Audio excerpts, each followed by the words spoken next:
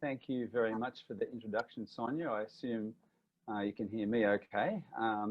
Yeah, I really appreciate the introduction. It's, I suppose, a consolation prize for not having to be over at Bremen with the ICRS this year. Very, very disappointing. And hopefully we get back on track for a meeting sometime soon. So what I wanted to talk to you today about is, as Sonia said, some of the work on range shifting coral reef fishes. Well, about 25 years ago, I had a range shift and I moved away from the tropics down to Sydney, which is a long way from the beautiful Barrier Reef. But I was quite pleased to see that some of the fishes and some of the other organisms from the reef make it down here. And so around about then, we started doing what we love to do, which is getting out in the water and surveying animals. And I guess the work that's been done since has been on the back of a long-term monitoring, which is now a long-term monitoring program. And of course, in the midst of all this, we had increasing climate impacts in this part of the world, which I'll talk about.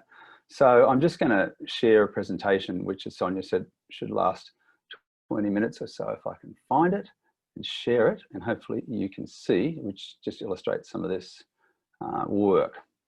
So I'll just do that, and I assume you can see that okay. Thumbs up, Sonia, is that coming up? Excellent. So yeah, as I mentioned, these beautiful jewels from the Barrier Reef and other spots north are making it to Sydney and even further south, of course, under the influence of the East Australian current. So as usual, things are very messy in ecology, but we wanted to see what patterns we could see over time and how we could explain them, typical ecology type work. And so for those of you who don't realise, we think of ourselves in a climate change hotspot down here in Sydney in Southeast Australia, where it's expected that the temperature of the ocean will rise quite considerably in the next 1,500 years or so, and it has done in the past. And part of that's on the back of the strengthening of the East Australian current, which is moving further south and starting earlier in the year, etc., in our part of the world. And that temperature that it brings with it is one of the main reasons for this temperature increase. But consequent to all of this is the change in the habitats, that benthic habitats that these fishes can be subjected to if they come down. First of all, we have coral bleaching happening on the reef.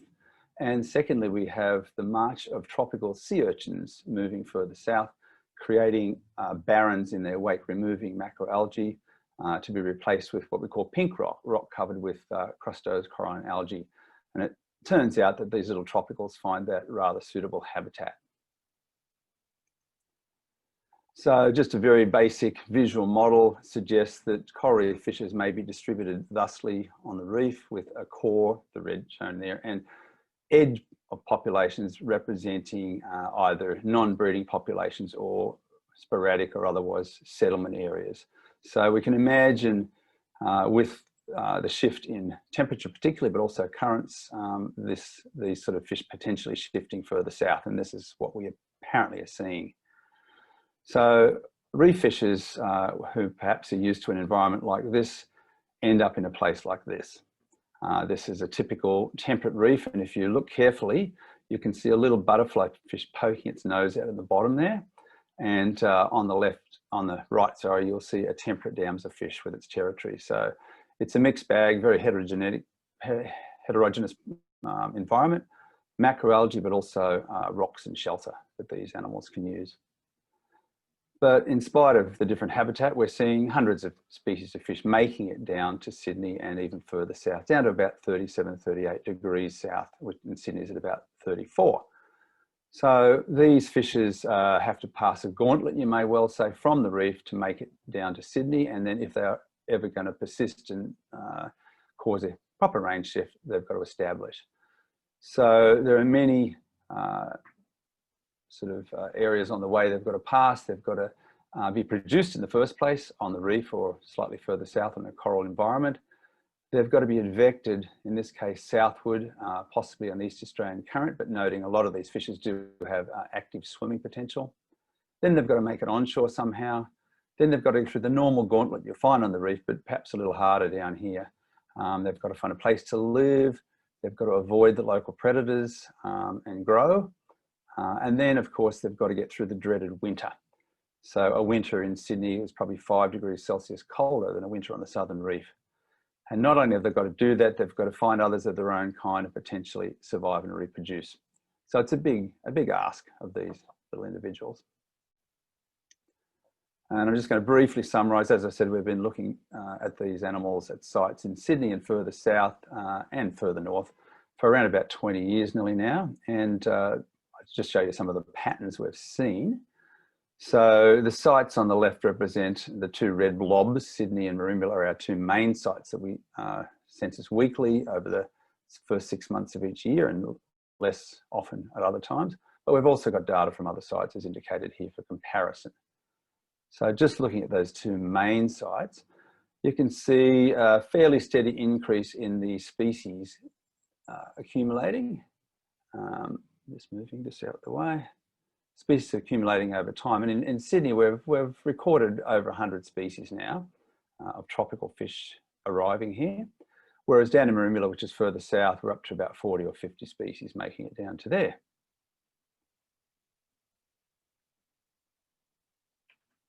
So again, a very brief summary, and the age-old question, are things increasing? Are there more fish arriving year after year? Well, typically with marine ecology, things do not happen very linearly, and so we're seeing plenty of ups and downs. But overall, and particularly for given taxa, we're seeing increases. So in Sydney, the blue line over the years, there's been an unsteady increase, and in Merimbula, the red line, we've seen a massive increase in the last few years, and that's all down to a group of the Acanthuridae, the ones you can see on the right-hand side. These animals seem to have arrived in fairly large numbers, especially down south in the last few years, and they were present, but not in great numbers before that. And that's interesting because this particular group can cause habitat changes. They can be habitat engineers. This tropicalization phenomenon that's now well known is mainly because of these little guys. So their massive increase recently is a cause of interest, I suppose, or concern. And just to summarize that, if we look at the changes from the first 4 years of sampling to the last 4 of the different taxa, you can see on the left there, you can see that the Acanthuridae or surgeonfishes, they win quite handsomely. So there's over 20 times as many coming down these days as there used to be in Merimbula, but over 400 times as many in Sydney. So that's a massive change. Not so big the other taxa, although the damselfishes down the bottom have increased 5-fold in Sydney. So despite the ups and downs, there appears to be an overall increase in these taxa. Don't have time to go through all the peripheral work or the work that's linked to this basic data set, but various studies and others have conducted have shown that these animals form associations with local species, like the bottom left there with butterfly fish having a close association with some of the juvenile territorial damselfishes, and as well as schooling, co-schooling, some of the schooling species like the aberdeftive sergeant majors school with local species. And of course, local predators get in on the action, and we've shown that the tropical species are quite a catch as the water temperature drops and they can't escape as well as the local species. Also, as the temperature changes and rises, some of these tropical species that are down here change their habitat preferences. So some of the individuals that are generalists, not specialists, will switch to being specialists as the water warms. And so that is a demonstration of change through temperature increase.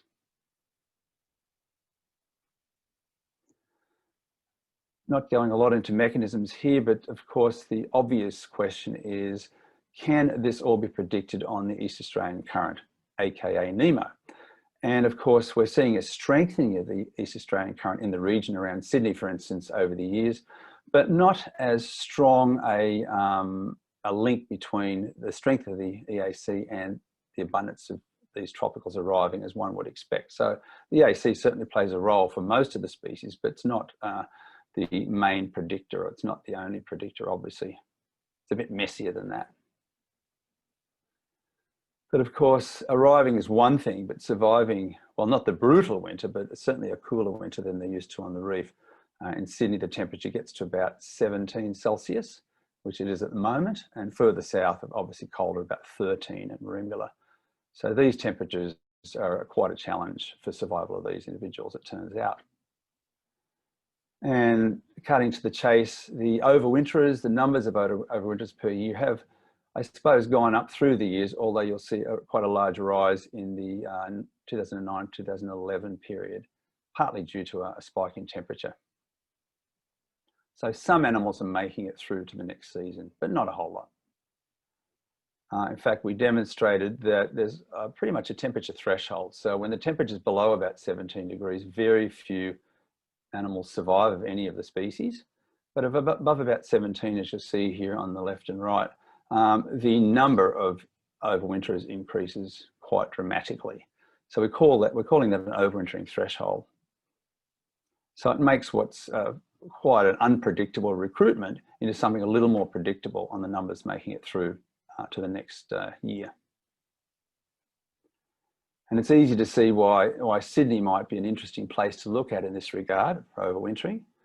When you can see that our temperature logger data show through the years that temperatures obviously decrease in winter, and the yellow little box there represents what we're thinking is an overwintering threshold. So if your winter is a little higher than that, you may well survive. And you can see some of our winters are below and some are above, and of course that's changing. Whereas in Merimbula, on the bottom left, you can see well below the winter temperatures. Sorry, that way, yeah. So that's a distant future when we expect overwintering down in Merimbula. And looking back through data through time, you can see that winter temperatures across Southeast Australia, with Merimbula at the bottom, going up to One Tree Island and the Southern Reef at the top, are estimated by the dotted line, and the individual winters by the finer jagged line. And you'll see the Sydney temperatures back through time dropped a little up to the 20s and then have shown a steady increase. So the number of these odd warm winters are going to increase quite rapidly in the next few years, potentially leading to a lot more overwintering. On top of that, and I suppose quite excitingly for us, has been the arrival of lovely new coral habitat. And here's an example. This is Pomacentridae, which is a subtropical coral that extends from the Southern Reef in large numbers into the Solitary Islands, which is fair way north of Sydney. But recently there's been a proliferation of this coral around Sydney, straight on that pink rock urchin barren habitat. And this, it turns out, has facilitated a number of new species of fish coming down that we haven't seen before, like this Plectrophytodon on the left and this Decilus on the right, and quite large numbers of other tropicals that we do see in Sydney, but quite rarely seem to come to these corals. And every year, year by year, we're seeing the coral beds expand because these are brooding corals. And so once they're established, they can spread locally quite quickly. Anyway, back to the title that Sonia gave you. So this is all not predictable, but it's sort of this inevitable rise of temperature through time and all of a sudden overwintering being possible suggests a steady march of range shift and species being able to survive down at these latitudes. Another consequence of climate change, as we've seen in the last few years particularly, has been the arrival of these monster storms off Sydney and in the southeast. They're called East Coast lows, and they're predicted to increase in intensity under climate change. The right-hand picture there is in Sydney, rather near our study site, and not a very good photograph to show those interested in risk assessment.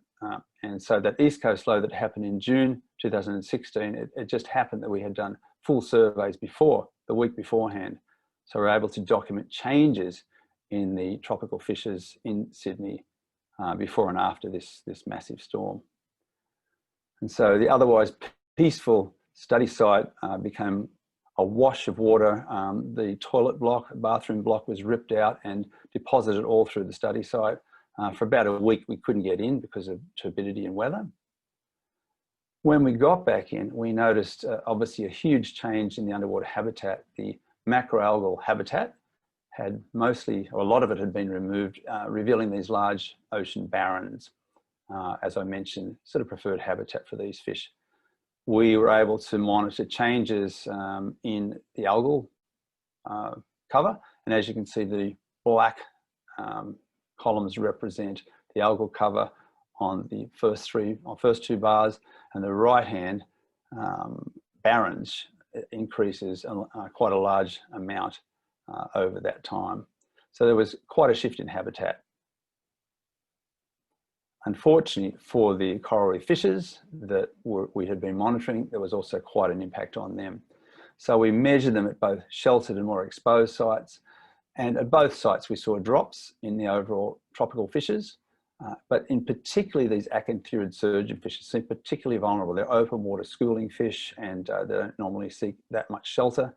So presumably they were battered, and very few of them remained after the storm. In contrast, a lot of the damselfishes seemed to do rather well, or at least they didn't decrease a lot. But overall numbers of fish, because of the Acanthuridaes, decreased considerably in that week as a consequence of that storm. The next year, as I mentioned, we had a lot more open barrens, and so we did some monitoring of those tropical fishes inside and outside those barrens, and this is what this result shows here. So the various tropical fishes are listed along the bottom there, and the blue bars represent their densities in the barrens, and the red in the algal adjacent areas. And quite obviously, the barrens are the winners. And we had a larger overall recruitment that year, probably partly because of these extra habitat. So rather interestingly, we found that climate change related East Australian East Coast low actually decimated the fishes that arrived that year. But interestingly, there were indirect gains in the sense that it opened up habitat, which facilitated the next year's crop of tropicals coming down. Not only that, it differentially removed the Acanthuridaes, which, as I mentioned, are responsible for some of the impacts on the kelp beds. So obviously there's things going on in Sydney that are happening quite rapidly. We're seeing a little more recruitment, higher overwintering, also partly facilitated by expanding urchin barrens, but also by this new coral habitat, which is spreading rapidly. The acid question is, these fishes are surviving the winter, what's next? Are they reproducing? Well, we've seen very little evidence of reproduction, but in the last few years, we've seen the lunar wrasse, which is shown on the top here, showing reproductive behavior, and a few of the damselfishes as well. So as happened in Japan, we might see a rapid shift from this algal-dominated area to a coral or a barren-dominated area, which would further facilitate the range shift of these tropical fishes in the future. We'll just have to keep monitoring and wait to see, I guess. So thanks very much for listening, and yeah, very happy to have any questions or suggestions. Thank you. Thank you very much, David. I want to take at this point any question that anybody in the audience may have.